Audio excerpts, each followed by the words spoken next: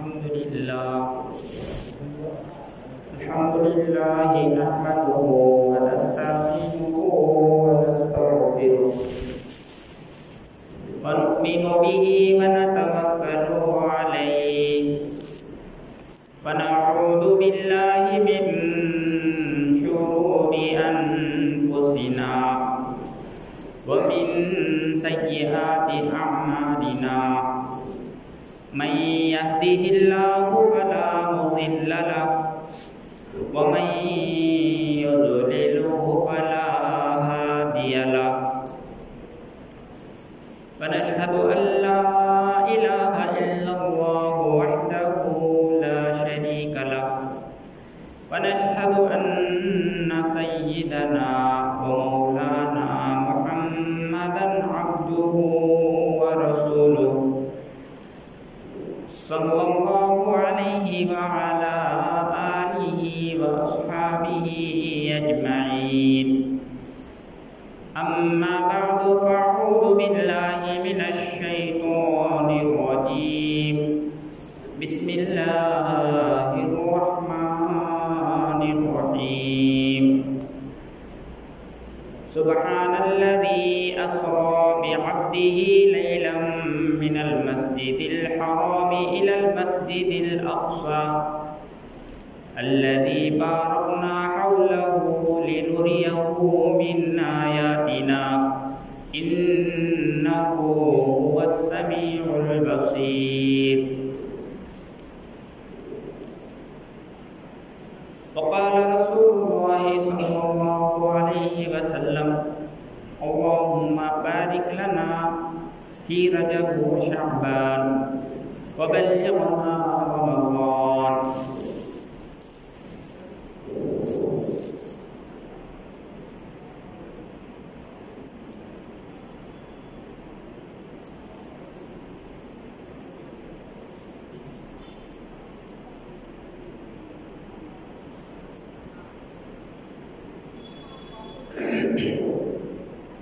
محترم حضرات، عزیز دوستوں اور بزرگوں،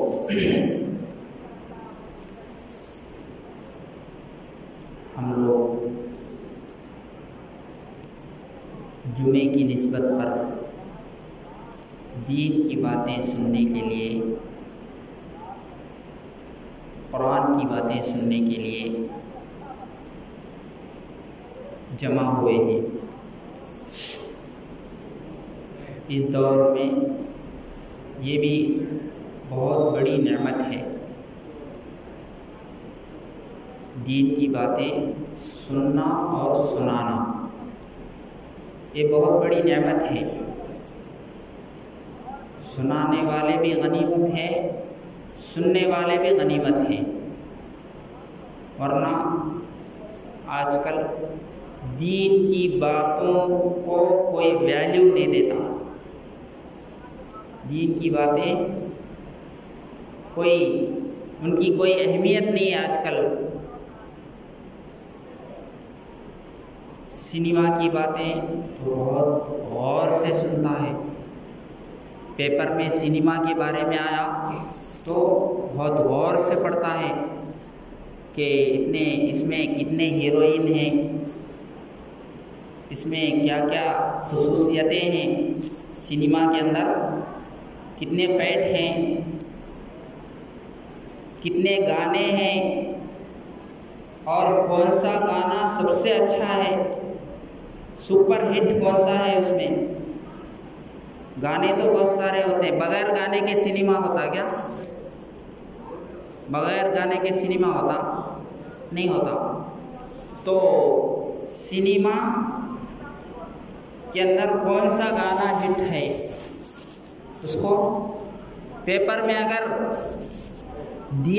لکھ دیا ہے سنیما کے بارے میں، نیا سنیما ریلیز ہونے والا ہے فلاں تاریخ کو، فلاں ڈیٹ کو، فلاں عید کے موقع پر، بعض لوگ رمضان میں نکالتے ہیں، رمضان عید کے دن اسپیشل سنیما، عید کے روز اسپیشل گناہ کرنا۔ ایک تو ویسے سال بھر گناہ کرتے ہیں، عید کے روز بھی اچھا بڑا گناہ کرنا، تو عید کے موقع پر چونکہ مسلمان کو گناہ میں ملوث کرنا ہے، اس لیے خاص کر عید کے روز ریلیز کرتے ہیں سنیما کو۔ تو سنیما کی باتیں اگر پیپر میں آ گئی تو اس کو بہت غور سے پڑھتا ہے، پورا جب تک اس کا جو پورا مضمون ہوتا ہے وہ ختم ہوئے تک چھوڑتا نہیں، کیونکہ دل اس سے لگا ہوا ہے، دل کو وہ پڑھنے سے خوشی محسوس ہو رہی ہے۔ اور اگر ٹی وی میں شارٹ کلپس دکھائے جاتے ہیں، نیا سنیما کے ٹی وی میں کلپس دکھاتے ہیں، کچھ شارٹ کلپس دکھایا جاتا ہے تو اس کو بہت غور سے دیکھتے ہیں بار بار۔ اگر پلٹانے کی یہ ہوتی تو اس کو اور گھما پھرا کے دیکھتے اس کو، لیکن ٹی وی میں وہ نہیں چلتا، وہ خود ہی چلتے رہتا ہے، پروگرام چلتے رہتا ہے، جو دکھاتا ہے ہمیں بس دیکھتے رہنا۔ لیکن موبائل میں تو اس کو پلٹا کے دیکھ سکتے، پیچھے کر کے دیکھ سکتے۔ تو ایسے اگر کوئی یعنی سنیما کا شارٹ کلپ ہے تو اس کو غور سے دیکھا جاتا ہے۔ تو لیکن دین کی باتیں ایک بار سنیں سمجھ میں نہیں آیا، دوسری بار سنیں گے، تیسری بار سنیں گے، ایک بار سنیں عمل نہیں کیا، ہو سکتا ہے دوسری بار سنیں عمل کی توفیق ہو جائے، ایک بار سمجھ میں نہیں آیا دوسری بار سنوں گا، ہو سکتا ہے سمجھ میں آ جائے، عمل کی توفیق ہو جائے، دوسروں کو بتانے کی توفیق ہو جائے۔ تو دین کی باتیں سننا اور سنانا بہت ہی اس زمانے میں ضروری ہے، کیونکہ دین کی طرف سے ہر جگہ غفلت، کوتاہی، ایزی لینا اور ان کو اہمیت نہ دینا، یہ آج کے دور میں پایا جا رہا ہے۔ تو ایسے موقع پر ہم لوگوں کا وقت سے پہلے آنا، اللہ کے گھر میں اللہ کی باتیں سننا، یہ کتنی بہت بڑی دولت ہے۔ تو میں دو جمعوں سے ہمارے نبی صلی اللہ علیہ وسلم کو جو اللہ تبارک و تعالیٰ نے معراج پر بلایا، معراج یعنی آسمان پر اپنے پاس بلایا، ہمارے نبی کو بلایا، ہمارے نبی اتنے اونچائی پر چلے گئے کہ وہاں تک فرشتوں کی بھی پہنچ نہیں ہے۔ دنیا والے چاند پر جا کے خوش ہو گئے، ستاروں پر جا کر کے خوش ہو گئے، لیکن ہمارے نبی کو اللہ تبارک و تعالیٰ نے ساتوں آسمانوں کے اوپر ہی بلایا، ساتوں آسمان۔ ایک آسمان کتنا دور ہے؟ ایک آسمان آج تک کوئی پار نہیں کر سکا۔ کوئی گئے کہ آسمان کے اوپر؟ آسمان تک کوئی پہنچ نہیں سکا۔ آسمان میں لٹکے ہوئے چاند اور ایسے ہی ستارے، ان تک تو انسان پہنچ گیا ہے، لیکن آسمان تک انسان نہیں پہنچا۔ تو ایک آسمان، دوسرا آسمان، تیسرا آسمان، چوتھا آسمان، پانچواں آسمان، چھٹا ساتواں آسمان، پھر اس کے بعد اللہ تبارک و تعالیٰ کی کرسی ہے، اللہ کا عرش، پھر اس کے اوپر اللہ کی کرسی، پھر اللہ تبارک و تعالیٰ وہاں اللہ تبارک و تعالیٰ سے باتیں ہوئی۔ تو ہمارے نبی صلی اللہ علیہ وسلم کو کتنا بڑا اونچا مقام اللہ نے عطا کیا کہ آپ کو اپنے پاس بلایا۔ تو آسمان پر یہ جو خلائی یعنی اوپر، جیسے آدمی اوپر جاتا ہے تو اوپر ہوا نہیں ہے، اوپر ہوا نہیں ہے. اوپر جانے والے کے لیے ایک خاص قسم کا ڈریس پہننا پڑتا ہے، کیونکہ وہاں کا جو ماحول ہے، اوپر کا جو ماحول ہے وہ آدمی کے جسم کو نقصان پہنچانے والا ہے. آدمی کے اس لیے جو آدمی چاند پر جانے والے ہیں یا جو ہے دوسرے سیاروں پر جانے والے ہیں، وہ لوگ ایک مخصوص لباس پہن کے جاتے ہیں. کیوں؟ وہ لباس پہنیں گے تو وہاں کا ماحول ان کو اثر نہیں کرے گا، ان کے جسم کو نقصان نہیں پہنچائے گا. اوپر جانے کے لیے ایک خاص ڈریس ہوتا ہے. لیکن آپ صلی اللہ علیہ وسلم کو جو لے جایا گیا آسمان پر تو وہی کرتا پیجامہ، لنگی، کرتا اور لنگی تھا. کوئی ڈریس بدلا نہیں گیا، ڈریس مخصوص کوئی نہیں پہنایا گیا آپ صلی اللہ علیہ وسلم کو. اسی ڈریس پر، جس ڈریس پر آپ صلی اللہ علیہ وسلم دنیا میں رہتے تھے، اسی ڈریس پر اللہ تبارک و تعالیٰ اپنے پاس بلا لیے. تو پہلے آسمان پر بات وہاں تک پہنچی تھی. پہلے آسمان پر آدم علیہ السلام سے ملاقات ہوئی.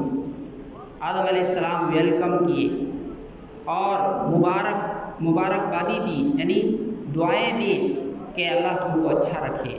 اے میرے بیٹے، اے میرے نیک بیٹے، تیرا آنا مبارک ہو. اس کے بعد دوسرے آسمان پر گئے. وہاں پر حضرت عیسیٰ علیہ السلام تھے، انہوں نے بھی سلام کیا اور آپ صلی اللہ علیہ وسلم کو دعائیں دی. عیسیٰ علیہ السلام. تیسرے آسمان پر گئے، وہاں حضرت یوسف علیہ السلام تھے. تیسرے آسمان پر یوسف علیہ السلام، جن کو اللہ تبارک و تعالیٰ نے چاند، یعنی چاند کی آدھی خوبصورتی ان کو عطا کیا تھا. چاند کی آدھی خوبصورتی ان کو عطا کیا تھا. اتنے حسین و جمیل، بہت ہی خوبصورت پیغمبر. تو اسی لیے زلیخا نامی ایک خاتون جو ہے بادشاہ کی بیوی، ان کی خوبصورتی کو دیکھ کر ان کے اوپر فدا ہو گئی تھی. لیکن وہ گناہ سے بچنا چاہتے تھے، اللہ نے ان کو بچایا، یوسف علیہ السلام کو. تو ان سے ملاقات ہوئی. پھر جو ہے چوتھے آسمان پر گئے. چوتھے آسمان پر وہاں بھی جا کر کے دروازہ کھٹکھٹایا گیا. ڈور مارے تو فرشتے نے پوچھا کہ کون ہو؟ کہا جبرائیل. اکیلے ہو یا کوئی اور ہے ساتھ میں؟ کہا محمد ہے. اللہ کی اجازت سے آ رہے ہو یا ایسے ہی آ رہے ہو؟ کہا اللہ نے اجازت دی ہے، اللہ نے بلا کر لانے کے لیے کہا ہے. تو پھر وہاں ادریس علیہ السلام سے ملاقات ہوئی. حضرت ادریس علیہ السلام پیغمبر ہیں، انہوں نے بھی سلام کیا. پھر جو ہے مبارکبادی دی. اس کے بعد پانچویں آسمان پر گئے. وہاں پر حضرت ہارون علیہ السلام پر سے ملاقات ہوئی. حضرت ہارون موسیٰ علیہ السلام کے دونوں ایک ہی وقت میں پیغمبر ہیں. ان کے ساتھ ان کی مدد کے لیے ان کو نبی بنایا گیا تھا موسیٰ علیہ السلام کی ریکویسٹ پر. تو ہارون علیہ السلام سے ملاقات ہوئی. اس کے بعد چھٹے آسمان پر حضرت موسیٰ علیہ السلام سے ملاقات ہوئی. پھر اس کے بعد ساتویں آسمان پر حضرت ابراہیم علیہ السلام پر ملاقات ہوئی. پھر اس کے بعد سدرۃ المنتہا پر پہنچے. سدرۃ المنتہا یعنی جہاں آسمان ختم ہوتے ہیں.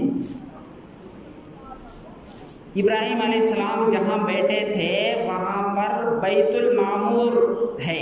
بیت المعمور بولے تو جو مکہ ہے، مکہ المکرمہ، وہاں جو لوگ طواف کرتے رہتے ہیں، اس کے ڈائریکٹ ساتوں آسمان کے اوپر جیسے کعبہ ہے ویسے ہی وہاں پر بھی ایک گویا کہ شکل بنی ہوئی ہے. بیت معمور اس کو کہا جاتا ہے. تو جیسے خانہ کعبہ کے طواف لوگ کرتے رہتے ہیں 24 گھنٹہ، ویسے ہی وہاں پر بھی فرشتے طواف کرتے رہتے ہیں۔ ایک وقت میں 70,000 فرشتے طواف کرتے ہیں ایک وقت میں، اور ایک فرشتہ جب ایک بار طواف کر لیتا ہے تو پھر قیامت تک اس کی باری نہیں آتی۔ کتنے فرشتے ہوں گے بیت المعمور پر، کتنے فرشتے ہوں گے جو اللہ کی عبادت کر رہے ہیں۔ تو فرشتے بھی انتظار کر رہے ہیں کہ کائنات میں سب سے بہتر پیغمبر آ رہا ہے، سب سے اونچا انسان آ رہا ہے، تو فرشتے بھی ان کا انتظار کر رہے ہیں ہمارے نبی کو دیکھنے کے لیے۔ پھر اس کے بعد سدرۃ المنتہا، وہاں ایک درخت ہے، بیری کا درخت، بیر جو کھاتے ہیں اس کا درخت ہے، اس کے پتے جو ہے وہ ہاتھی کے کان کے برابر تھے، ہاتھی کے کان کے برابر اس کے پتے تھے، اور اس کے جو پھل تھے وہ گویا کہ مٹکے، بڑے بڑے کنڈے ہیں، بڑے بڑے مٹکے، دیگ جیسے کھانا پکاتے ہیں نا، ہانڈی جیسے ہوتے ہیں ویسے بڑے بڑے پھل اس کے۔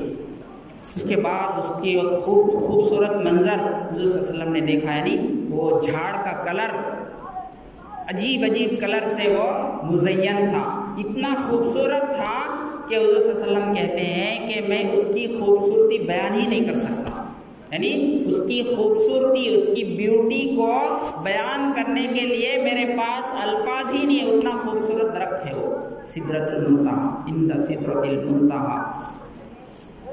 پھر اس کے بعد اللہ تبارک و تعالیٰ کے پاس پہنچے، جبرائیل علیہ السلام وہیں سے پیچھے ہو گئے، کہا کہ میں آگے نہیں بڑھ سکتا، میرا یہی حد ہے، میں اس سے آگے نہیں بڑھ سکتا، اگر آگے بڑھ جاؤں گا تو میرے پر جل جائیں گے، میں جل جاؤں گا۔ تو اس کے بعد وہاں سے جبرائیل علیہ السلام ساتھ چھوڑ دیے، اور حضور صلی اللہ علیہ وسلم خود گئے، اور اللہ تبارک و تعالیٰ سے ملاقات ہوئی اور باتیں ہوئی۔ تو اللہ تبارک و تعالیٰ نے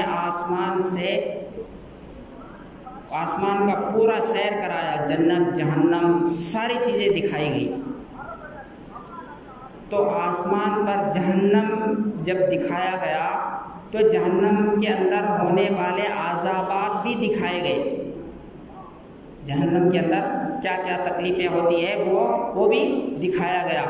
تو جہنم میں آپ صلی اللہ علیہ وسلم نے کچھ لوگوں کو دیکھا کہ ان کے ایک آدمی کے سر کو پتھر سے مار رہے ہیں، ایک آدمی کے سر کو پتھر سے مارا جا رہا ہے، وہ پتھر بہت موٹا پتھر لا کے اٹھا کے سر پر مار دیتا ہے، اس کا سر پورا چور چور ہو جاتا ہے، پھر جڑ جاتا ہے، پھر پتھر لاتا ہے، پھر مارتا ہے، پھر جڑ جاتا ہے، پھر جو ہے اسی طرح یہ عذاب ہو رہا تھا اس کو۔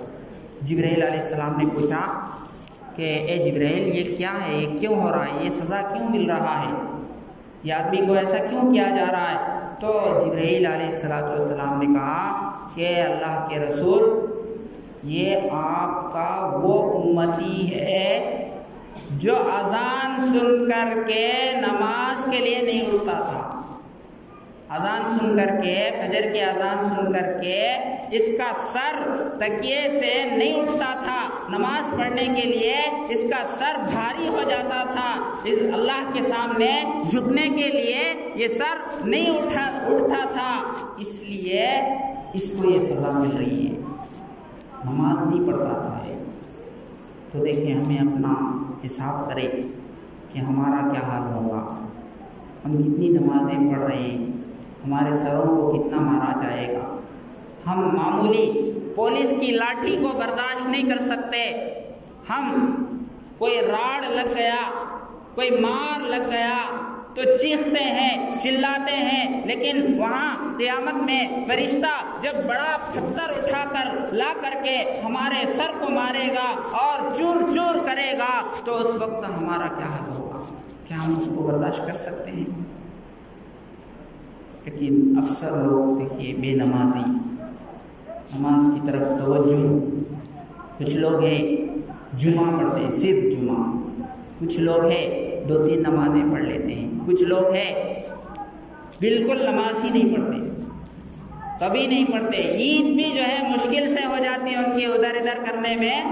لاسٹ میں آ کے بس 2 ڈھونگ پڑھ کے سنیما کو جانا ہوتا ہے. ان کو دیر سے آتے ہیں اور نماز ہوتے ہی فوراً ان کو نیو فلم دیکھنا ہے. رمضان کے بعد عید کا سنیما انجوائے کرنا ہے، تو ڈھونگ دوڑوں مار کے چلے جاتے ہیں. تو نماز کے بارے میں حضور صلی اللہ علیہ وسلم نے بہت اہتمام کیا. نماز کی کتنی فضیلتیں ہیں، نماز چھوڑنے پر کیا کیا عذابات ہیں. ایک چیز یہ دیکھیں تو بے نمازی کے سر کو مارا جا رہا ہے پتھر سے. کیوں؟ یہ سر اللہ کے سامنے نہیں جھکتا تھا. اللہ کا مؤذن جب اذان دیتا تھا اور بلاتا تھا کہ اللہ کے گھر میں اللہ کے سامنے اپنا سر جھکاؤ، لیکن یہ نہیں جھکاتا تھا. تو اس لیے اس کو پنشمنٹ دیا جا رہا ہے آخرت میں.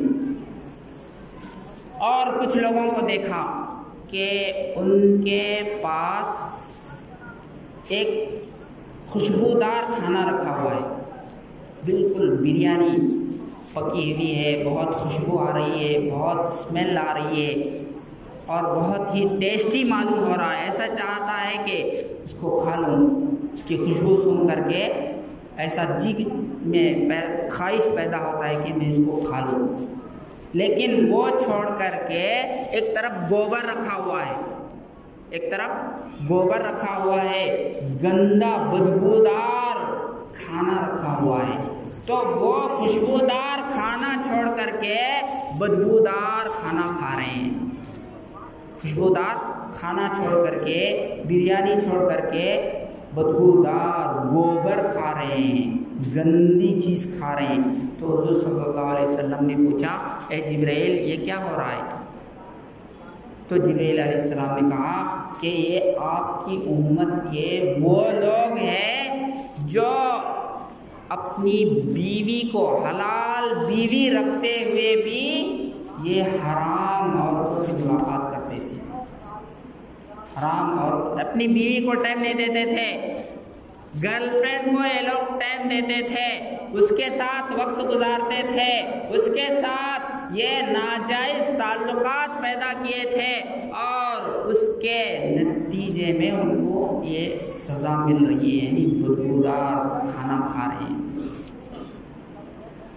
تیسرے لوگ جن کو حضور صلی اللہ علیہ وسلم نے دیکھا، اور یہ آج عام ہو رہا ہے، اس کو گناہ ہی نہیں سمجھا جا رہا ہے. یہ بیوی کے رہتے ہوئے دوسری عورت سے تعلقات پیدا کرنا ایک گناہ ہی نہیں ہے، فیشن ہو گیا ہے یہ. حالانکہ آخرت میں کتنا سخت سزا ہے. دنیا میں بھی ایڈس کی بیماری آتی ہے اس کو، جو ایسے ناجائز تعلقات پیدا کرتا ہے. اللہ تعالیٰ دنیا میں بھی اس کی سزا رکھ دیے ہیں. ایڈس یا کوئی ایسی لا علاج بیماری میں اس کو مبتلا کر دیں گے، پھر علاج نہیں ہو سکتا، اس کا موت کے منہ میں چلا جائے گا. تیسرے لوگ جن کو حضور صلی اللہ علیہ وسلم نے دیکھا کہ کچھ لوگ ہیں ان کے پیٹ بڑے بڑے گھر کی طرح ہے. بڑے جو گھر ہوتے ہیں ویسے بڑے بڑے ہیں پیٹ، بہت بڑے بڑے. اس کے اندر سانپ ہے، اس کے اندر بچھو ہے، اس کے اندر کیا کیا ہے اندر پیٹ میں. حضور صلی اللہ علیہ وسلم نے پوچھا، اے جبرائیل یہ کون لوگ ہیں؟ یہ کون لوگ ہیں؟ تو جبرائیل علیہ السلام نے کہا یہ آپ کی امت کے وہ لوگ ہیں جو وڈی کھاتے تھے، جو سود کھاتے تھے اور اپنے پیٹ میں حرام مال جمع کرتے تھے، اپنے پیٹ کو حرام مال سے بھرتے تھے. ان کا یہ اثر ہے. آج سود بھی کتنے لوگ ملوث ہیں، سود میں وہ لون یہ لون کتنی شکلیں نکلی ہوئی ہے، ہر آدمی سود میں ملوث ہے. تو سود کے بارے میں کیا اللہ نے قرآن میں کہا؟